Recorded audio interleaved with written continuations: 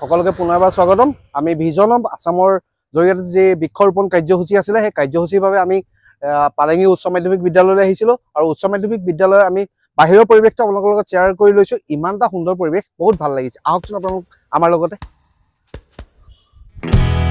দেখিছে চাৰিওফালে গছ গছনি আছে, বহুত ধুনীয়াকৈ ৰাখিছে স্কুলখনৰ মুখাগত। মই এই গছ পুলিখিনি দেখিছে, ফুল পুলি কিমান ধুনীয়াকৈ ৰাখিছে, সযতনে ৰাখিছে ফুল পুলি। এজন গগৈ কটাৰী পথাৰ গাঁও তেওঁ দান কৰিছে আৰু এজন নাৰায়ণ শৰ্মাই দান কৰিছে। এইটো আপোনাৰ দিনেশ ওৰাং কটাৰী পথাৰ গাঁও, অনিল গগৈ পালেঙি ইমানজোপা মানে শিক্ষাৰ এটা সৌন্দৰ্য ইমান ধুনীয়াকৈ চলিছে কি ক'বলৈ বাকী নাই। আপোনালোকে নিজে ভিডিঅ'টো চালেই গম পাব, সম্পূৰ্ণকৈ ভিডিঅ'টো চাব আৰু মই গোটেইখিনিয়ে দেখাই গৈ আছোঁ আপোনালোকক। গগৈ কটাৰী পথাৰ গাঁও, ধ্যান গগৈ, আদিত্য গগৈ, এনেকৈ মানে বহুতখিনি মানুহে মানে এইখিনি দান কৰিছে। দান কৰাৰ বাবে তেওঁলোকৰ এইখিনি স্মৃতি হিচাপে তেওঁলোকে জীয়াই ৰাখিছে আৰু স্কুলখনত শাৰী শাৰীকৈ গছপুলি ৰুই থৈছে। মানুহৰ মনত বেয়া ভাৱ থাকিলেও যাতে বেয়া ভাৱটো মনৰ পৰা আঁতৰি যাব পাৰে সেইবাবে ইমান ধুনীয়াকৈ সজাই ৰাখিছে। বহুত ধুনীয়া লাগিছে স্কুলখনৰ পৰিৱেশটো।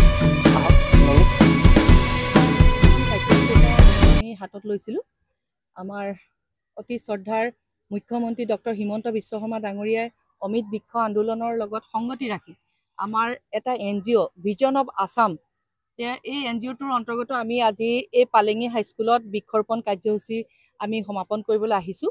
যিহেতুকে পৰিৱেশ দিৱসৰ লগত সংগতি ৰাখি যিহেতুকে গছজোপা থাকিলে আমাৰ পৰিৱেশটো অতি সুন্দৰ হয়।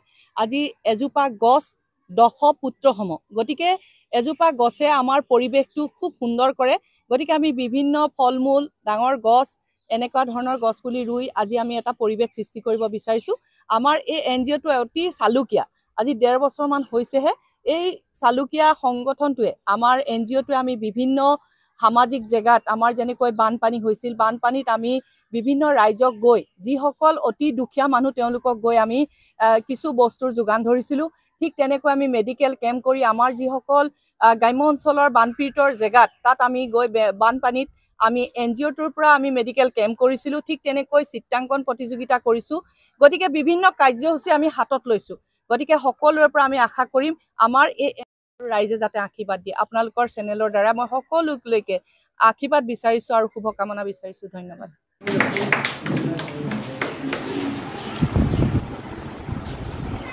নমস্কাৰ। আজি পালেঙি হাইস্কুলত আমাৰ এটা NGO ভিজন অফ আসাম যেনে চালুকীয়া 1.5 বছৰমান হৈছে।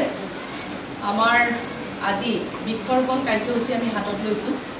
আমাৰ অতি শ্ৰদ্ধাৰ মুখ্যমন্ত্ৰী ডক্টৰ হিমন্ত বিশ্ব শৰ্মা ডাঙৰীয়াৰ যি অমিত বৃক্ষ আন্দোলনৰ কাৰ্যসূচী লৈ আছে। ইতিমধ্যে বিভিন্ন জেগাত সকলো স্কুল কলেজ বিভিন্ন অনুষ্ঠান প্ৰতিষ্ঠানত ইতিমধ্যে বৃক্ষৰোপণ কাৰ্যসূচীবিলাক চলি আছে। তাৰ লগত সংগতি ৰাখি আমাৰ NGOটোৱে আজি আপোনালোকৰ এই অনুষ্ঠানভাগিত আমি আজি বৃক্ষৰোপণ কৰিবৰ কাৰণে আহিছোঁ। আপোনালোকৰ সকলোৰে সহযোগিতা বিচাৰিছোঁ আৰু মোৰ এই NGOটো আমাৰ প্ৰত্যেকজন কাৰ্যকৰ্তাই ইয়াত আহি উপস্থিত হৈছে আমাৰ। গতিকে সকলোৰে পৰা আশীৰ্বাদ বিচাৰিম যাতে অনাগত দিনত আমাৰ NGOটোৱে ভাল ভাল কাম কৰি ৰাইজৰ মাজত সমাদৰ লাভ কৰিব পাৰে। ইতিমধ্যে আমি বানপীড়িত ৰাইজক বিভিন্ন অঞ্চলত গৈ আমি সহায় কৰিছোঁ, মেডিকেল কেম্প কৰিছোঁ। তেনেকৈ আমি আৰ্ট কম্পিটিশ্যন পাতিছোঁ। অহাকালিলৈ আমাৰ ডিমৌটো এটা আৰ্ট কম্পিটিশ্যনৰ কামৰ কাৰণে আমি আগবাঢ়িছোঁ। গতিকে মই সকলোৰে পৰা আশা কৰিম আৰু আপোনালোকৰ এই অনুষ্ঠানভাগিত আমাক বৃক্ষৰোপণ কৰিবলৈ দিয়াৰ বাবে প্ৰত্যেকজন শিক্ষক শিক্ষয়িত্ৰী আমাৰ প্ৰিন্সিপাল ছাৰৰ লগত মই কথা পাতোঁতে তেওঁ খুব সুন্দৰকৈ মোক কৈছে, আপোনালোকক স্বাগতম জনাইছোঁ। গতিকে সকলোকে মই ধন্যবাদ দিছোঁ, কৃতজ্ঞতা জনাইছোঁ যাতে আমাৰ এই বৃক্ষৰোপণ কাৰ্যসূচীয়ে আমাৰ পৰিৱেশটো সুন্দৰ হয়।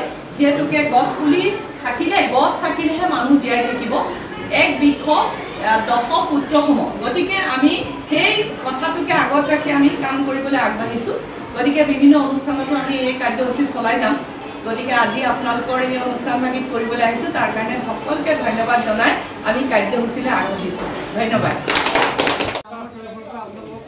ধন্যবাদ জ্ঞাপন কৰিছোঁ। আমাৰ যি কাৰ্যসূচী এই কাৰ্যসূচী আপোনালোকৰ ইয়াতে আমাক পালন কৰিবলৈ দিয়াৰ কাৰণে আমি আপোনালোকৰ ওচৰত চিৰকৃতজ্ঞ আৰু অনাগত দিনত আপোনালোকৰ আমি সহায় সহযোগিতা আমি আশা কৰিছোঁ। আমাৰ মাজত আমাৰ নিমন্ত্ৰণ ৰক্ষাৰ্থী আমাৰ শ্ৰদ্ধাৰ শিক্ষাগুৰু আমাৰ হৰেণ চাংমাই ছাৰ ছাৰ আমাৰ মাজত উপস্থিত আছে। আমি আমাৰ বিজন আছামৰ আমাৰ শ্ৰদ্ধাৰ শিক্ষাগুৰু বাইদেউ তেখেতক এখন গামোচাৰে চেনেল